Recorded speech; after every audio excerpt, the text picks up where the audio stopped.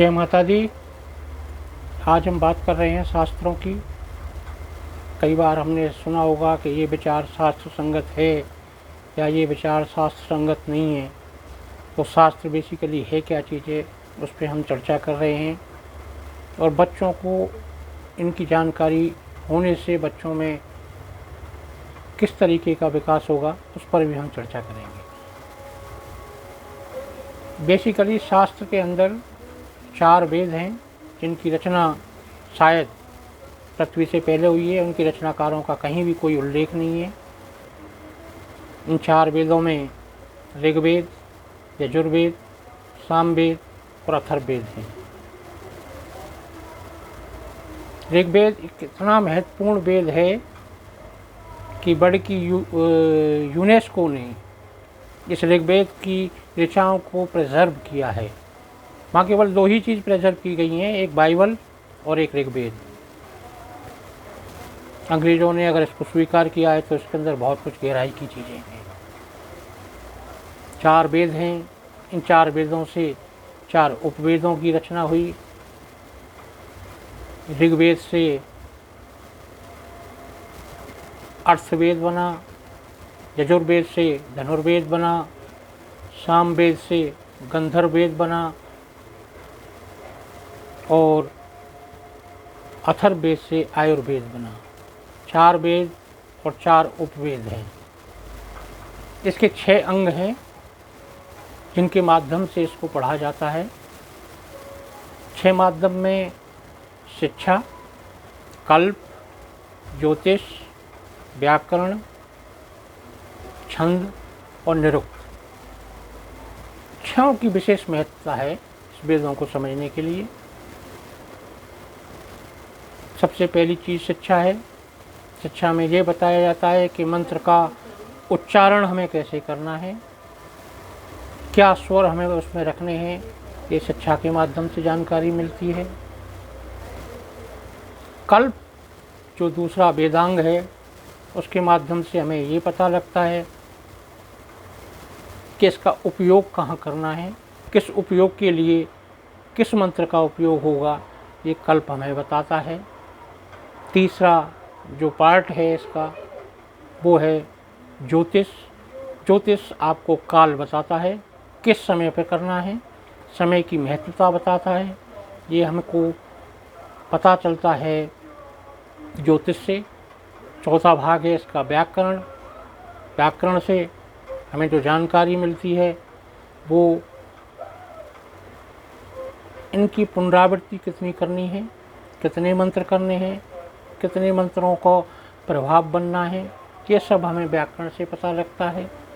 छंद में जो इसका 5वां अंग है छंद, वो इस मंत्र के अंदर एक मूल शब्द होता है।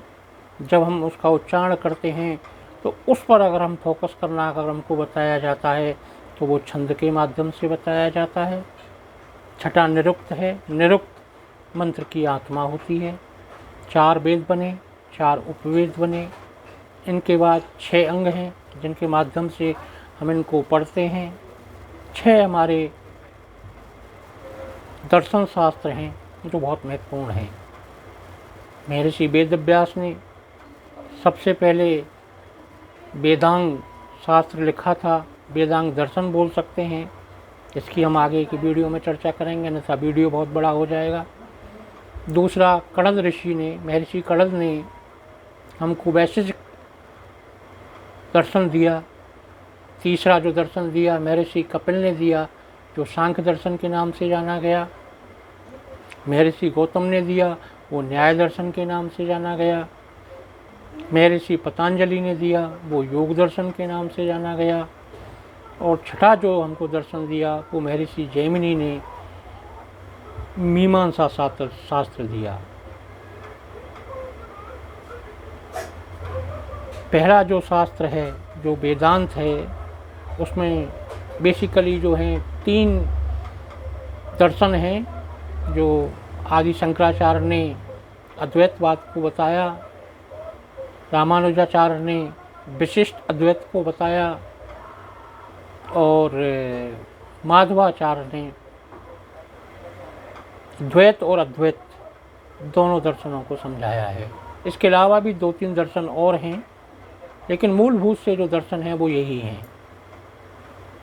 दूसरे दर्शन में महर्षि कपिल ने सांख्य दर्शन दिया, इसमें आत्मा और प्रकृति के स्वरूप को समझाया गया है।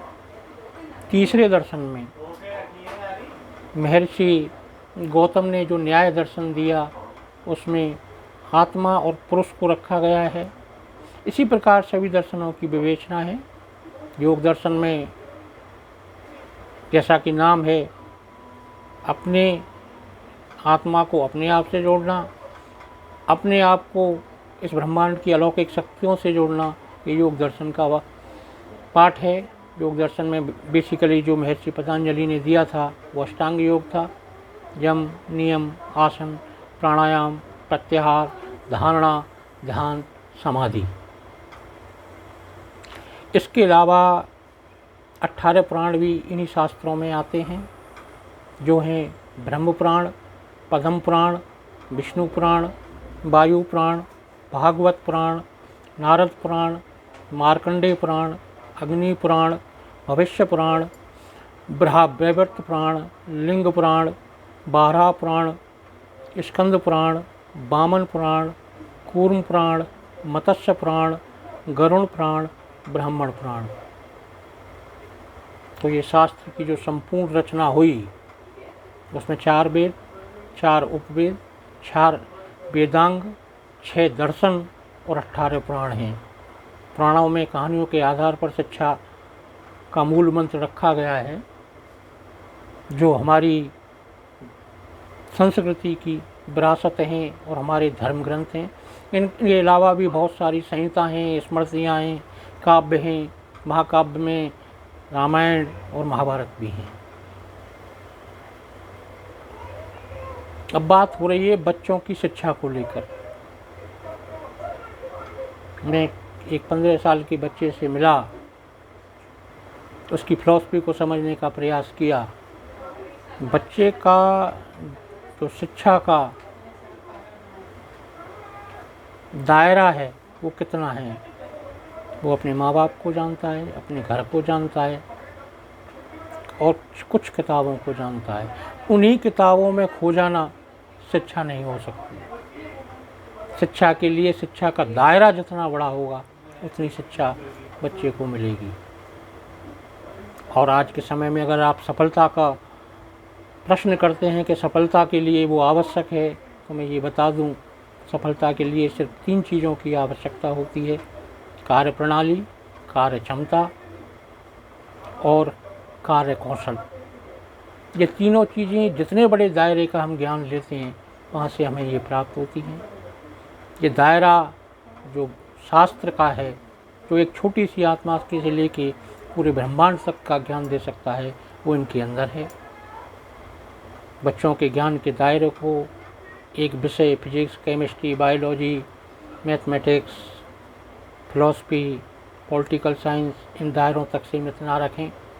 आप इन शास्त्रों की थोड़ी सी जानकारी उनको दोगे, कभी स्थिति या परिस्थिति बस उसका थोड़ा सा झुकाव इसमें आएगा, तो वो इस